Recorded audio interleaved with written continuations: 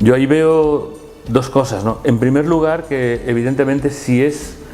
un abandono forzado, ¿no?, de su tierra, pues lo que me produce es también mucha tristeza, porque es evidente que eso es un capital que se ha formado aquí, que lo hemos pagado entre todos. Generalmente la propia sociedad es la que ha financiado esos estudios, es que los que